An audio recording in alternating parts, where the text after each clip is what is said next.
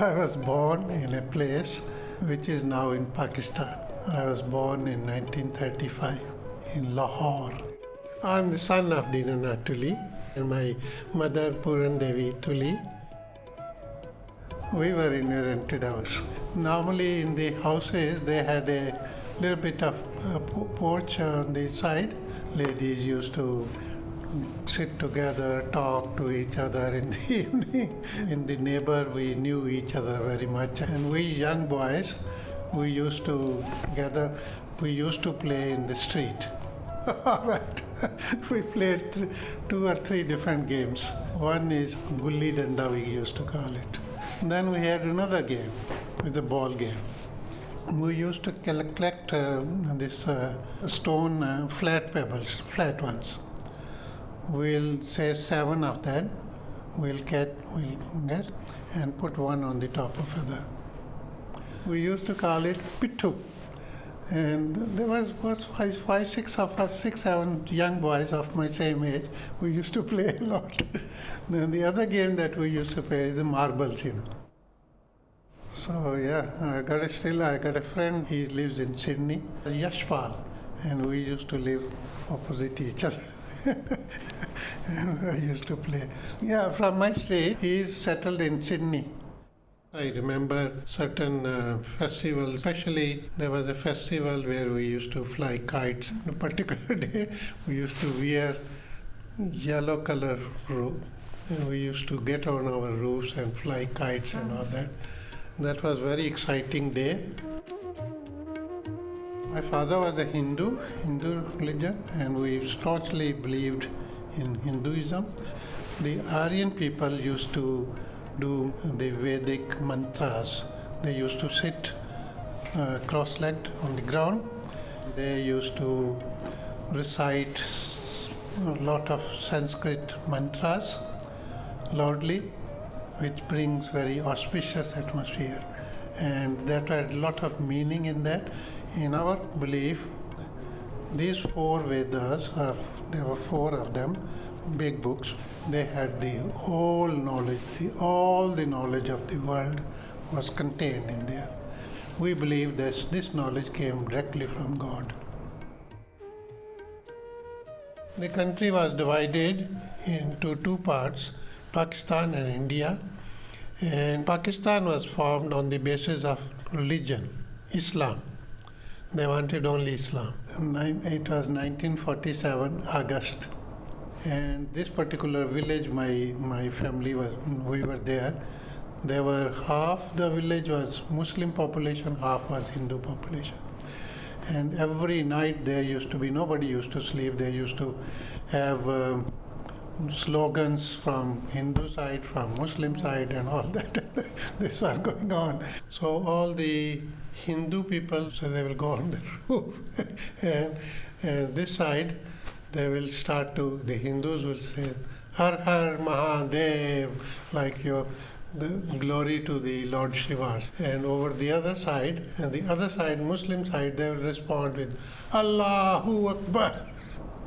My younger brother got born on 17th August.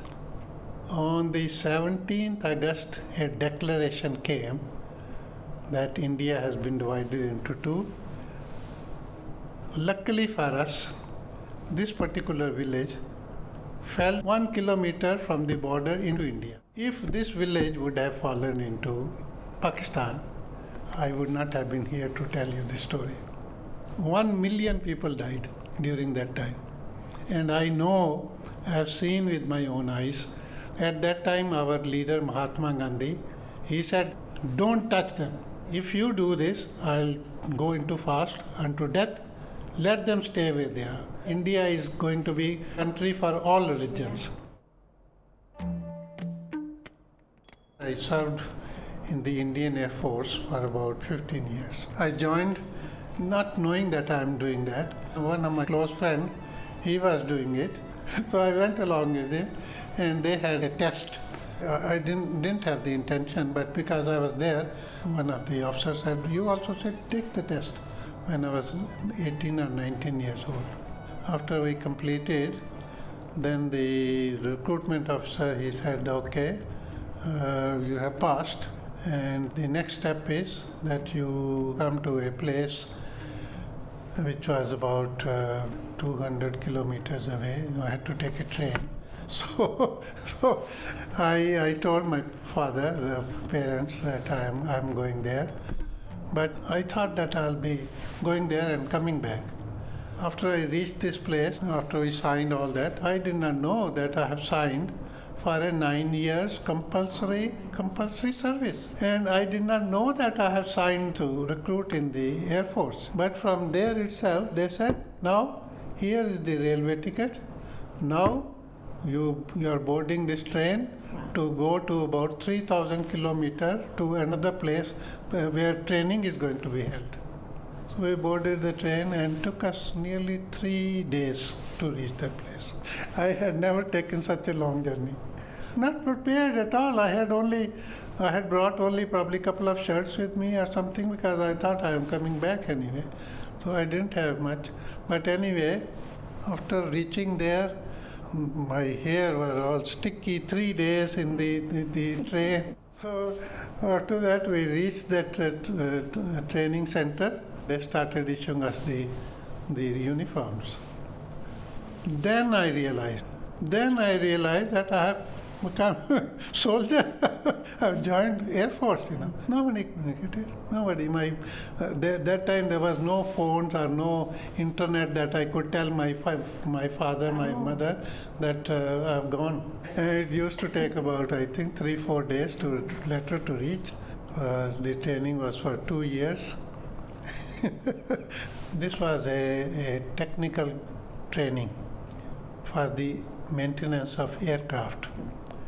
So my trade was a wireless operator, and my job was to send and receive messages to other stations.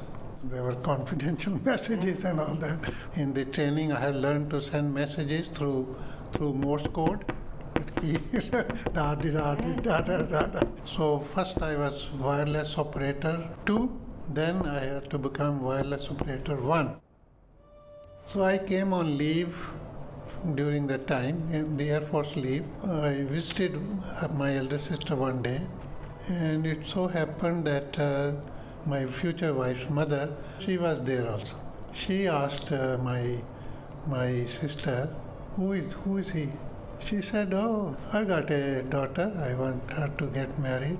So my elder sister and my other younger sister, they both decided to go, and they saw the girl. And they talked to the girl, and then they came back to me and they said, okay, we have seen a girl for you. We like her. We have already approved it. And if you want to see the girl, we can make arrangement. But you cannot say no. We have already said yes. You cannot say no, but we will take you to their house. You can see the girl, but you cannot talk to her. She will come to the room with the family. I saw her. She was a good-looking girl, and I liked her. So after I came back again on leave, then marriage was arranged, and I got married with Sudesh, where I got married. It was in Delhi, and they had a small apartment there. To make it grand, they asked the people to come and put lights and also the different color banners, so it looks impressive. I came to that place on a horseback to my in-laws' place, and it was evening time. Yeah, I came, and this was all lighted up, beautiful.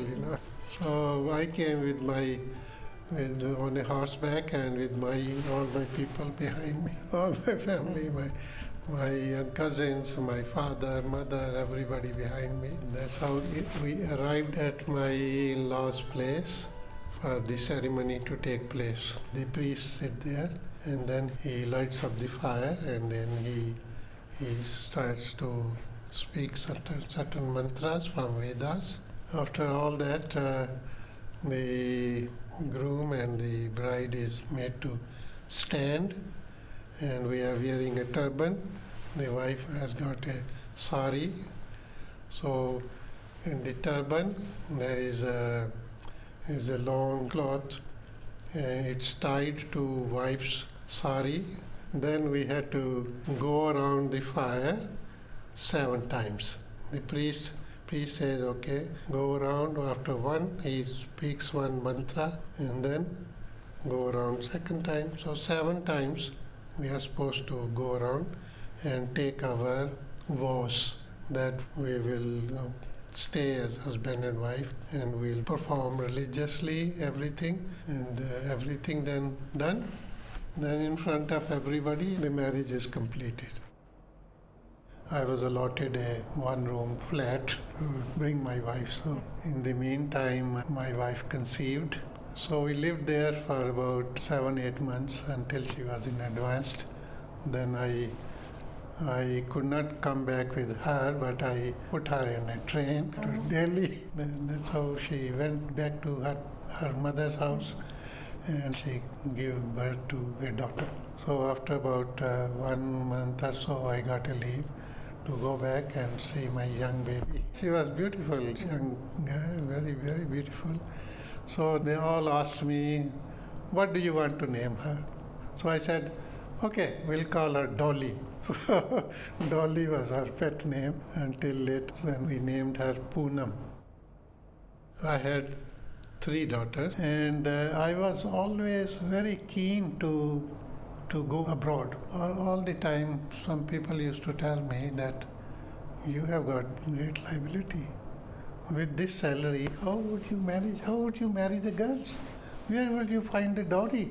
So I had always this in my mind that it's going to be very difficult. I knew that if I move away, I would get better salary. I went for interview, and then after about 15-20 days, I got a letter that you got a job to come to Singapore. I resigned from my job. I knew to get a job again like that would be difficult, but I took a gamble and I packed everything from that place, put all my belongings at my sister's house and left my family with my wife's mother's place and with a small suitcase with $8 in my pocket.